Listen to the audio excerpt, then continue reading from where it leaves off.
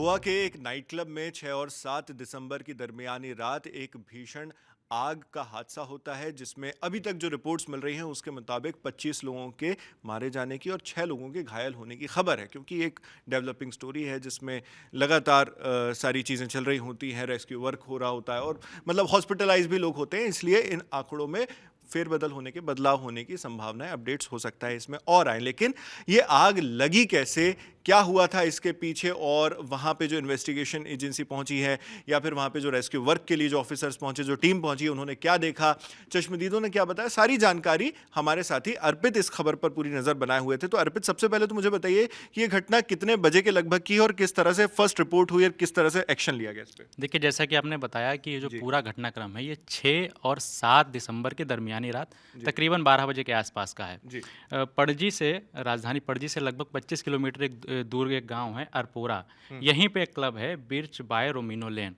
इसी के kitchen area में एक सिलेंडर ब्लास्ट हुआ, जिसके बाद पूरा बेसमेंट जो है वो आग और धुएं से भर गया। इसी वैसे ये अभी रिपोर्ट्स है कि सिलेंडर ब्लास्ट हुआ है, अभी तो जांच शायद चल रही होगी इसमें, है ना? हाँ, लेकिन पुलिस का यही कहना है कि सिलेंडर ब्लास्ट हुआ था किचन एरिया में। तो वहाँ के जो कर्मचारी हैं, मरने वालों में ज़्यादातर वहाँ क्लब के कर्मचारी ही हैं और उसमें से 3-4 शायद पर्यटक भी हैं। तो ज़्यादातर लोगों की जो मौत हुई है वो जलने से नहीं हुई है, बल्कि पुलिस ने ऐसा बताया है कि ज़्यादातर लोगों की मौत दम घुटने से हुई है। 22 लोगों की मौत तकरीबन दम घुटने से हुई है और जो 3 शव बरामद किए गए हैं वो बहुत गंभीर रूप से झुलसे हुए हैं। अच्छा, उनकी शिनाख्त अभी नहीं हो पा रही है। जी। इसके अलावा जिस नाइट क्लब में ये हादसा हुआ उसमें ऐसा भी पता चल रहा है कि बेसमेंट में था, जो लोग वहाँ पे मौजूद थे, क्या चल रहा था, क्या वहाँ पार्टी चल रही थी, क्या इसके बारे में जानकारी? जी देखिए, जैसे कि मैंने बताया एक नाइट क्लब था, तो वहाँ पे पार्टी चल रही थी और जिस वक्त ये हादसा हुआ, किचन एरिया में हुआ, तो ऊपर सारे लोग पार्टी कर रहे थे। लेकिन जैसे ही सिलेंडर ब्लास्ट हुआ और अफरा तफरी मची तो लोग बेसमेंट की तरफ भागे। जी। और बेसमेंट पहले से ही वहाँ धुआं भरा हुआ था, तो निकलने का उनको कोई रास्ता नहीं मिला। और प्रत्यक्षदर्शियों ने भी बताया है कि लोग भागने की बजाय जो है वो बेसमेंट की तरफ भागे। तो जो धुआं भरा था वहाँ दम घुटने से ज़्यादातर लोगों की मौत हुई है। एक तरह से मतलब वो फर्स्ट रिएक्शन के तौर पर आया लोगों का कि आग लगती देखे उन्हें एक सेफ जगह ढूंढनी थी, तो वो बेसमेंट की ओर भाग गए। जबकि अमूमन इस तरह पर जो इस तरह की अगर सिचुएशन बनती है तो ये सजेस्ट किया जाता है कि आप खुली जगहों पर भागें, बाहर जाएं। लेकिन वहां पर बेसमेंट की ओर लोग भागे, इस तरह की जानकारी मिल रही है, जिसकी वजह से वहां पर धुआं इकट्ठा हुआ, सफोकेशन हुआ।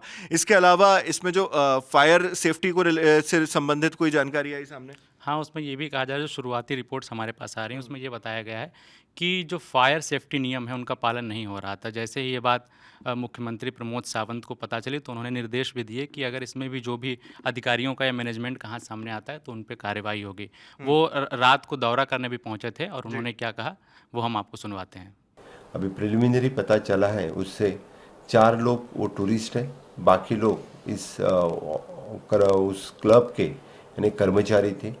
मैं उनकी जो मौत हो गई है उनके प्रति मैं दुख व्यक्त करता हूँ, उनके फैमिली के प्रति संवेदना व्यक्त करता हूँ, उनके आत्मा को शांति मिले और सरकार की तरफ से उनको आर्थिक मदद दी जाएगी।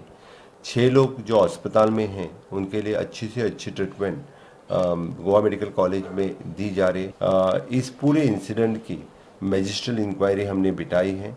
तो ये गोवा के मुख्यमंत्री प्रमोद सावंत ने कहा, ये उनका फर्स्ट रिएक्शन था वहाँ पर जब वो मौके पर पहुँचे थे। इसके अलावा उन्होंने अपने ऑफिशियल एक्स हैंडल से पोस्ट भी की और संवेदना प्रकट की। इससे संबंधित जो भी लोग हैं, उस वक्त तक के 23 लोगों की ही मौत की सूचना मिली थी। अभी इंडियन एक्सप्रेस की रिपोर्ट के मुताबिक 25 लोगों की मौत इस घटना में हो चुकी है, इस दुर्घटना में हो चुकी है।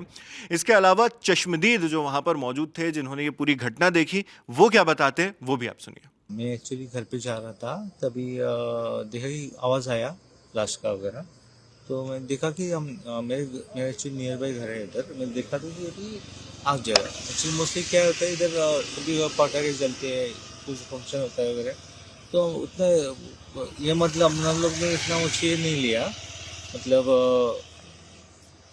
ये नहीं लिया। तो बाद में देखा तो एम्बुलेंस, थोड़े टाइम के बाद घर पे गया मैं, एम्बुलेंस जा रहे हैं, तो बाद में हमने गाड़ी लेके उस साइड में गए तो देखा तो ये सब इंश्योरेंस हो चुका था।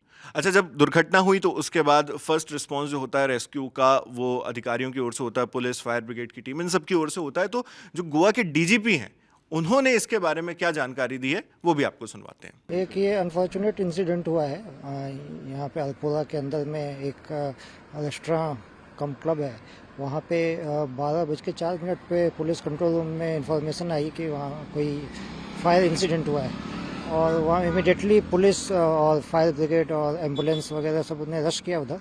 तो अब फायर तो अंडर कंट्रोल है और वहाँ से डेड बॉडीज सारी निकाली गई हैं। इसमें जो ज़्यादातर जो बॉडीज मिली हैं वो नीचे जहाँ किचन है इसका रेस्टोरेंट का, वहाँ पे डेड बॉडीज ये मिली है और अभी इस घटना के कारणों की जांच पुलिस करेगी और उसमें जो भी उसके कंक्लूजन निकल के आते हैं जांच के, उसके हिसाब से हम लोग इसमें एक्शन लेंगे। अच्छा अर्पित, इसके बाद प्रधानमंत्री नरेंद्र मोदी का भी इसमें प्रतिक्रिया आई है, उन्होंने क्या कहा? जी, प्रधानमंत्री नरेंद्र मोदी ने इस घटना पर दुख जताया है और उन्होंने कहा है कि मेरी सीएम प्रमोद सावंत से बात हुई है और जो भी जितनी भी मदद हो सकती है उन्होंने मदद का भरोसा जताया है। इसके अलावा उन्होंने जो मृतक हैं उनके परिवारों को 2 लाख रुपये देने का ऐलान किया है और जो पीड़ित हैं, जो घायल हैं, उनको 50,000 रुपये देने का ऐलान किया जी, है। तो जितने मृतक हैं उनके परिवारों को 2-2 लाख रुपए और सारे पीड़ित जो हैं इसमें उनको 50-50 हज़ार रुपए ये प्रधानमंत्री मोदी की ओर से घोषणा की गई है।